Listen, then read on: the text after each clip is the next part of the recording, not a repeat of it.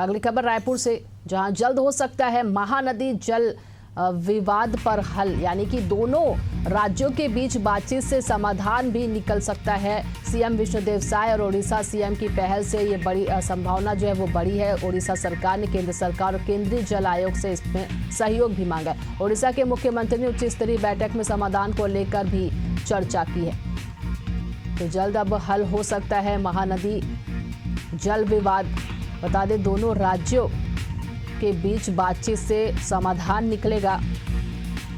CM Vishnudeo Sai और Odisha CM की पहल से ये संभावना बढ़ी है। ओडिशा सरकार ने केंद्र सरकार और केंद्रीय जल आयोग से सहयोग मांगा है। साथ ही ओडिशा के मुख्यमंत्री ने उच्च स्तरीय बैठक में समाधान को लेकर भी चर्चा की है।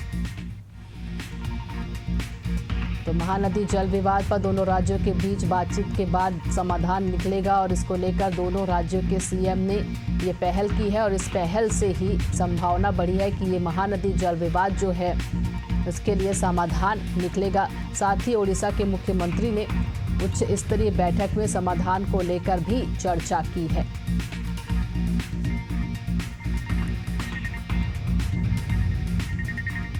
तो महानदी जल विवाद को लेकर दोनों राज्यों के बीच जल्द ही बातचीत की जाएगी। हमारे सहयोगी बने हुए हमारे साथ नदीम, महानदी जल विवाद काफ़ी चर्चित ये विवाद है और इसको लेकर अब दोनों राज्यों के बीच बातचीत भी होगी कहा जा रहा है। देखिए, आपको बताना चाहूंगा कि संबलपुर में स्थित जो बांध है, हीराकुंड बांध, छत्तीसगढ़ के से जो है वो विवादों से जुड़ा हुआ है, विवाद से जुड़ा हुआ है और इसको लेकर के समय समय पर जो है इस समस्या से हल करने की बात कही जाती है। क्योंकि छत्तीसगढ़ का ये मानना है, हीराकुंड बांध, छत्तीसगढ़ का ये मानना है कि वो बांध का जो पानी है वो सिंचाई और जो है किसानी के लिए महत्वपूर्ण माना जाता है। लेकिन उड़ीसा सरकार का मानना है कि ये औद्योगिक उपयोग के लिए जो किया जाता है, जो विवाद लगभग 48 सालों से जो है वो चल रहा है। अब ये उम्मीद की जा रही है दोनों राज्यों के बीच इस समस्या का जल्द ही जो है वो निपटारा हो सकता है। दोनों राज्यों के मुख्यमंत्री ने इस मामले में पहले भी अब ओडिशा के मुख्यमंत्री जो देखा जा जल्द इस लेकर जो है